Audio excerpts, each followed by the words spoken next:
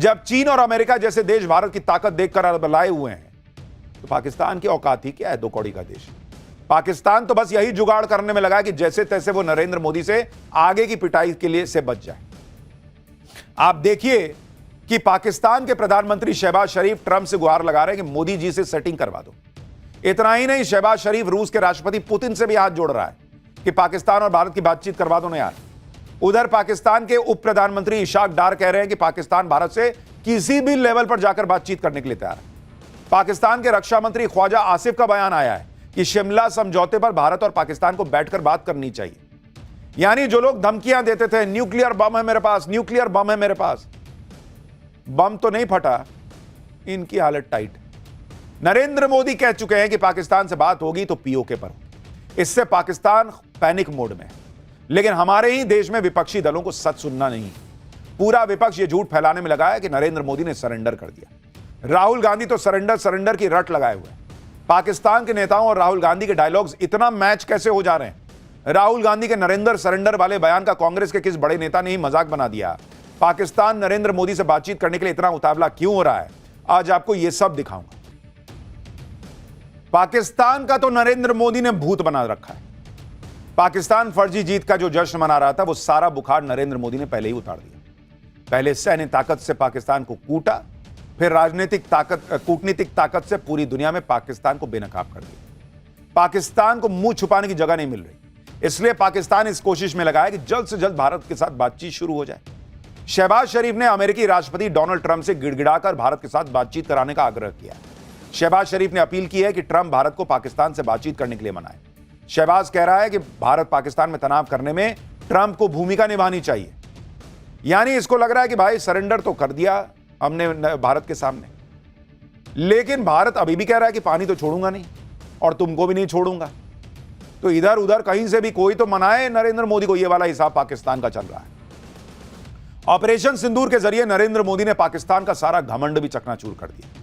पाकिस्तान को लग रहा था कि सीज फायर करवाकर वो मोदी की मार से बच जाएगा, लेकिन मोदी ने ऑपरेशन सिंदूर से पहले ही पाकिस्तान का पक्का इलाज शुरू कर दिया था। सिंधु जल समझौता रद्द करके मोदी ने पाकिस्तान को ऐसा घाव दिया है कि वो दर्द से चीख रहा है। सिंधु जल समझौता रद्द होने के बाद पैदा हुए जल संकट से निपटने के लिए शहबाज ने एक हाई लेवल मीटिंग बुलाई। उसमें कहा कि सिंधु जल समझौते के तहत पानी की हर बूंद पर पाकिस्तानियों का हक है और भारत अपनी खींच निकाल रहा है, भारत पर अपनी खींच निकाली। लेकिन शहबाज शरीफ को समझ में आ चुका है कि भारत किसी दबाव में नहीं आने वाला और सिंधु जल समझौता अब बहाल नहीं होने वाला। इसलिए शहबाज शरीफ ने सिंधु नदी पर बन रहे डायमर भाषा डैम के निर्माण को जल्द पूरा करने का ऑर्डर दिया है। शहबाज शरीफ ने सिंधु और चिनाब नदी पर वाटर स्टोरेज कैपेसिटी को बढ़ाने का भी आदेश दे दिया है। शहबाज शरीफ ने तेजी से काम पूरा करने का आदेश तो दे दिया, लेकिन योजना मंत्री एहसान इकबार ने उनके मुंह पर ही बोल दिया कि यह ना हो पाएगा बॉस हमसे, क्योंकि पैसे ही नहीं है। तुमको बोलने में तो पैसा खर्च होता नहीं, हमको बनाने में तो पैसा लगेगा। तो उनका मंत्री कह रहा है पैसा नहीं है मेरे पास। पाकिस्तान सरकार ने इसी साल जल और ऊर्जा दोनों क्षेत्रों में बजट आवंटन में कटौती कर दी थी। उनको पता ही नहीं था कि मोदी ऐसी स्ट्राइक करने वाले हैं, वाटर स्ट्राइक। जल क्षेत्र में आवंटन को 13,500 करोड़ रुपए से घटाकर 10,900 करोड़ रुपए किया। ऊर्जा क्षेत्र के फंड को 16,900 करोड़ रुपए से घटाकर 14,400 करोड़ रुपए कर दिया था पाकिस्तान। यानी पाकिस्तान के पास इतना पैसा भी नहीं है कि वो अपने बचे खुचे पानी को बचाने के लिए बांध बना पाए। सोचिए भारत ने पाकिस्तान की कितनी बुरी हालत करके छोड़ दिया। मोदी ने सिंधु जल समझौता रद्द किया, अब पाकिस्तान को उसके साइड इफेक्ट्स भी दिखने शुरू हो गए, जिससे पाकिस्तान लाइन पर आ रहा है, कह रहा है कि भाई एक बार मिल लो, तुम्हारे हमारी बात तो सुन लो। इस तरह से गिड़गिड़ा रहा है कि यार एक बार एक मीटिंग तो करो ना यार, एक सुन के तो देखो, हम ठीक लोग हैं, यहां से तुम ठीक है। पाकिस्तान के उप प्रधानमंत्री इशाक डार को सुनिए, वो भाई कह रहा है कि पाकिस्तान पानी समेत कई मुद्दों पर भारत से बातचीत करना चाहता है। डार ने तो यहां तक कह दिया कि पाकिस्तान हर स्तर पर बातचीत के लिए राजी। डार ने कहा कि जब भी भारत बातचीत के लिए कहेगा हम तैयार हैं। मतलब जूता उता पहन के, मोजा जूता पहन के, एकदम पैंट शर्ट पहन के तैयार है। एक बार नरेंद्र मोदी बोलेंगे आओ आओ आने दो इसको, आने, तो तुरंत बातचीत के लिए पहुंच जाए। जो पाकिस्तान पहले कह रहा था कि भारत को सिंधु जल समझौता किसी भी हाल में बहाल करना होगा, भारत को अंतर्राष्ट्रीय स्तर पर घेरेगा, अब वही पाकिस्तान भारत से बातचीत के लिए गिड़गिड़ा रहा है। और इसकी वजह सिर्फ उसका पानी रुकना नहीं है, पाकिस्तान की सांसें भी इसलिए अटक रही हैं क्योंकि उसने शिमला समझौता रद्द करके खुद भारत को पीओके वापस लेने का रास्ता दे दिया। आप सुनिए, पाकिस्तान के रक्षा मंत्री ख्वाजा आसिफ खुद मान रहे हैं। यानी नरेंद्र मोदी ने हालात, जज्बात, समय सब बदल दिया है। पाकिस्तान खुद मान रहा है कि हम 1948 वाली स्थिति में आ गए। नरेंद्र मोदी ने पाकिस्तान को ऐसा सबक सिखाया कि शहबाज शरीफ से अपना घर नहीं संभल रहा, ऊपर से पूरी दुनिया में बेइज्जती हो रही है, वो अलग। अब तो विदेशों में भी पाकिस्तान की खुलेआम इज्जत उतारी जा रही है। आपको एक वीडियो दिखाता हूं। यह न्यूयॉर्क के टाइम स्क्वायर पर पाकिस्तान की हार की होर्डिंग लगी गाड़ियां घूम रही हैं, जिनमें असीम मुनीर को फ्रॉड मार्शल बताया गया है। उसके फेक टाइटल्स का मजाक उड़ाया जा रहा है। मुनीर को लूजर, धोखेबाज तक बताया गया है। नवाज शरीफ और शहबाज शरीफ को ठग लिखा गया है। ये होर्डिंग इमरान खान के समर्थकों ने लगाए हैं और इमरान खान की रिहाई की मांग कर रहे हैं। यानी पाकिस्तान के लोग जो अमेरिका में हैं, वही पाकिस्तान को एक्सपोज कर रहे हैं। भाई अमेरिकी भी जा रहे हैं तो अंग्रेजी में लिखा है, पढ़ रहे हैं, ये कौन लायर है जी? तो देख रहे हैं कि अरे ये तो वही पाकिस्तान वाला जो मुनीरबा है वही है। अपनी झूठी जीत का प्रचार करने के लिए पाकिस्तान ने पूरा जोर लगा दिया। भारत की नकल करके अपने डेलीगेशन भी अलग अलग देशों में भेज दिए, लेकिन वहां भी पाकिस्तान की बेइज्जती हो रही। शहबाज शरीफ खुद कह रहे हैं कि जिनको पाकिस्तान अपना हमदर्द समझता था वो भी उसको दुत्कार रहे हैं कि भाग यहां से।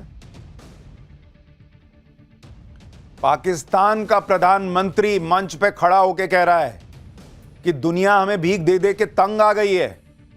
वो कह रहा है कि दुनिया, मुस्लिम देश तक ये नहीं चाहते कि हम भीख का कटोरा लेके आए। बेगिंग बाउल खुद कह रहा है भीख का कटोरा मत लेके आओ भाई। दुनिया कह रही है कि कुछ बिजनेस कर सकते हो तो आओ, हर बार भीख थोड़ी देंगे यार तुमको। मतलब आप देखिए कि नरेंद्र मोदी ने पाकिस्तान को गली का वो बना के छोड़ दिया है जिसकी पूंछ सीधी नहीं होती। पाकिस्तान जिन्हें अपना दोस्त समझता था, मुस्लिम मुस्लिम भाई भाई का नारा लगाता था, वो देश भी अब पाकिस्तान की हैसियत समझ चुके हैं। इसलिए पाकिस्तान को ना भीख दे रहे हैं ना समर्थन दे रहे हैं। लेकिन भारत में एक वर्ग है जो अभी भी पाकिस्तान का मतलब अपनी पॉलिटिक्स ऐसा कर रहे हैं कि पाकिस्तान का सपोर्ट हो जा रहा है। पूरे विपक्ष में इस बात को लेकर होड़ लग रहा है कि मची हुई है कि प्रधानमंत्री नरेंद्र मोदी को कैसे टारगेट किया जाए, फिर चाहे पाकिस्तान की भाषा ही क्यों ना बोलनी पड़े। राहुल गांधी ने तो यहां तक कह दिया कि मोदी ने ट्रंप के सामने सरेंडर कर दिया। लेकिन यह कोई पहली बार नहीं हुआ कि राहुल गांधी ने जो बोला हो वो भाषा और पाकिस्तान के नेताओं की स्क्रिप्ट मैच हो रही है। आप जरा राहुल गांधी को सुनिए और पाकिस्तानी रक्षा मंत्री ख्वाजा आसिफ को सुनिए, दोनों की बातें कैसे मैच हो रही हैं आप खुद देखिए।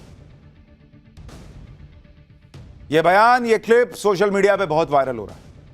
लोग देख के माथा पीट ले रहे हैं कि राहुल गांधी को क्या होता जा रहा है भाई। कब समझेंगे कि जो वो कर रहे हैं ना उनकी पार्टी का फायदा हो रहा है ना देश का फायदा हो रहा है। पता नहीं राहुल गांधी किस दुनिया में जी रहे हैं। पूरी दुनिया जानती है कि मोदी के सामने पाकिस्तान ने सरेंडर किया। नहीं, राहुल गांधी को यह मानना नहीं है, उनको अपनी पॉलिटिक्स के चक्कर में यह साबित करना है कि मोदी ने सरेंडर कर दिया। पाकिस्तान खुद कह रहा है कि उसने अमेरिका से मदद मांगी थी। पाकिस्तान में लोग कह रहे हैं कि बॉस पाकिस्तान ने मदद मांगी थी, भारत ने नहीं मांगी थी अमेरिका से कोई मदद।